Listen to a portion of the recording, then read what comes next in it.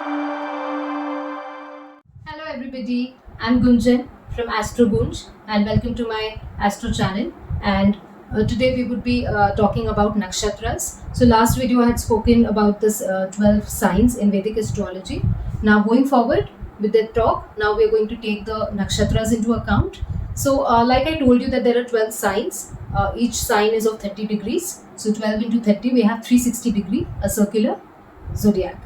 Now this 360 degree is further divided into 27 nakshatras, and each nakshatra comprises of 13 degree 20 minutes. So if you multiply 13 degree 20 minutes into 27, you will get a whole number of 360, and that is across 12 signs as well. So now you see the concept of sign, 12 signs and 27 nakshatras. When you divide signs and nakshatras, they may not come into whole numbers. So we will talk about it and you will understand how it is actually one nakshatra is in which sign, which particular sign, and what a sign is bringing the flavor of the nakshatra, and even the nakshatra is bringing the flavor into the sign.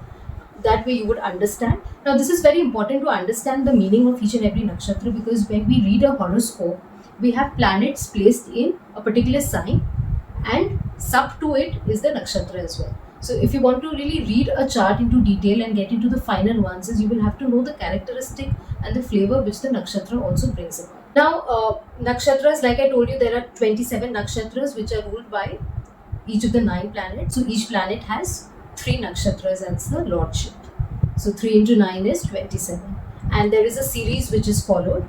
So first we have the nakshatra, the lordship starts with Ketu, Venus, Sun, Moon, Mars, Rahu, Guru, Saturn, Mercury, and then the cycle continues. Again you have the Ketu starting. So Ketu till Budh is one cycle.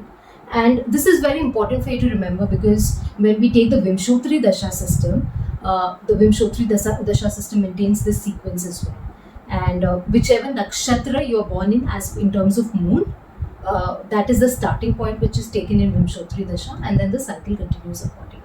So this is very important. Now whenever we talk about which nakshatra you are born in, it colloquially means the moon. The moon is placed in which nakshatra in your birth chart.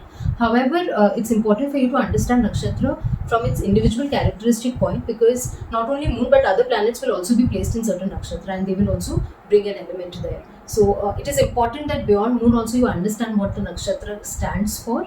Definitely moon is the mind, so it does have an impact, and we have seen that the traits of moon being in a certain nakshatra is carried with the individual, and that is why our Vedic system. Much ado, we'd like to start with the first nakshatra, which is Ashwini.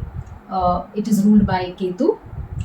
Ashwini is represented by the horse's head, and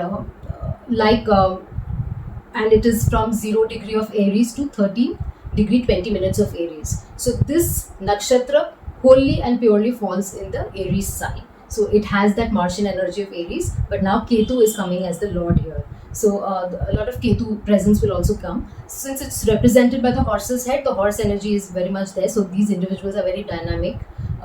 They are very action oriented, make very fast decisions, and because they're very quick and hasty in doing their work, at times they might even miss the details. So that is one drawback. Other than that, you see a lot of dynamism and energy in these individuals which they put to their work. So you see even physicians are represented by this particular sign, because Ashwini was actually the celestial healer. So good physicians, psychologists, they have a natural healing capability, people born in this nakshatra. These people are so energetic that they're very good starters. However, one drawback which I have seen is that they are not very good finishers. So there is something which this nakshatra has a learning, and also they could be good marketers as well because of their dynamic spirit. And overall, this nakshatra represents a lot of energy and dynamism, because it is truly in Aries where Mars is also ruling the sign. So this is about these individuals with Ashwini. Next we have Bharani, which is ruled by Venus. Bharani is represented by Yoni, or the female reproductive organ. Bharani literally means the bearer. So these individuals are very good with responsibilities, and they take their responsibilities seriously. Like it represents the female reproductive organ, these individuals actually could rear very good children. They're very good with raising children also. Because the lordship of Venus, the Venusian energy comes here, they are very materialistic, wealthy individuals. The energy of Aries is also there, so they are actually party lovers. Party animals are seen from here. They like to be surrounded by good-natured and good-looking people around them all the time.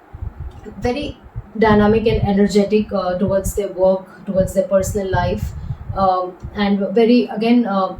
They do signify anything which is luxurious because of the Venusian energy. So the overall Bharni is about a sense to dominate and rule, and this comes from the fact that this nakshatra is purely in the second part of Aries. So this nakshatra starts after 13 degree 20 minutes, and it extends to 26 degree 40 minute of Aries. So this is purely in the Aries sign, and this is where Aries energy is the strongest. So that's why you can feel the heat of these Bharni individuals, and this makes them very passionate, and their vitality, which can be used in creative pursuits. Bharni individuals are very good at that, and also they are very majestic, yet somehow very impulsive in nature because of the Venusian and the Mars energy both coming together.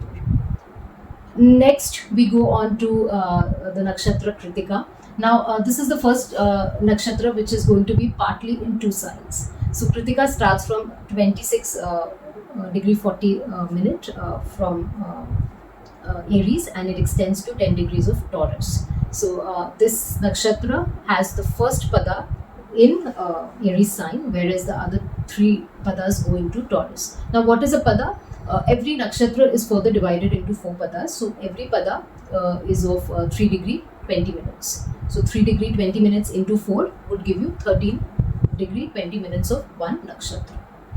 Every pada also has a distinct energy, which we will deep dive into further later on.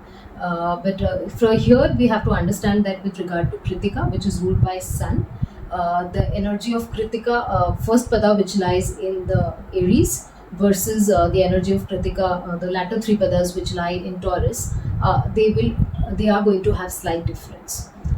Kritika is represented by a knife, similar to the Swiss knife with 6 points. So knives are incisive.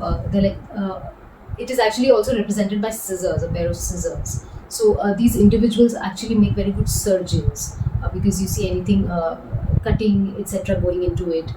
Fire is the deity of this sign, so cooking is also seen from this particular nakshatra. Fire worshipping actually helps individuals this nakshatra in Kritika. Kritika, like the scissors, they're very sharp, very intelligent individuals. However, patience becomes an issue here. They're very impatient, and they make excellent surgeons because of this cutting thing. They're very good with their speech as well. They speak very fast but efficient there as well. So this sign actually is about speed as well as efficiency in many ways, and these individuals mince no words.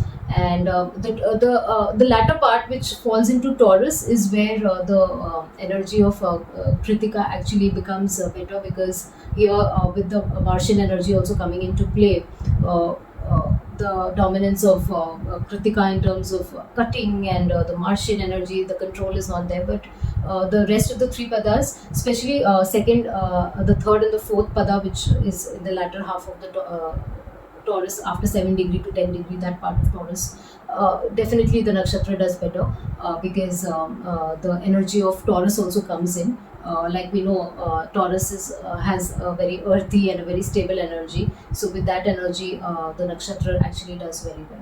Next, we move on to the 4th nakshatra, which is Rohini. Rohini spans from 10 degrees of Taurus to 2340 minute of Taurus. So this is purely in Taurus, in the middle portion of Taurus. This nakshatra is the Lord is Moon, and this is where Moon gets exalted as well. So, we know that these 27 nakshatras are they are actually the 27 wives of Moon. So moon married these 27 sisters. So all these nakshatras, 27 nakshatras, they are actually sisters.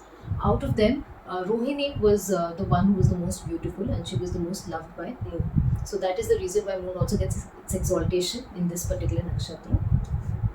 Like Rohini, it is represented, it literally means the reddish one, and it is represented by a chariot, which is like a commerce to your goods and your ideas. So these individuals, they are very creative, artistic, because you see the blend of Venusian energy because of the Taurus coming over here.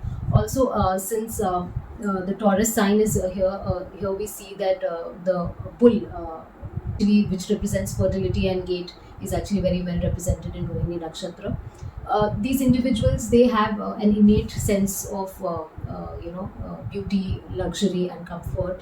Uh, they are the ones you would see them buying paintings and a lot of showpieces and artistic things to decorate their house. They're generally very successful people.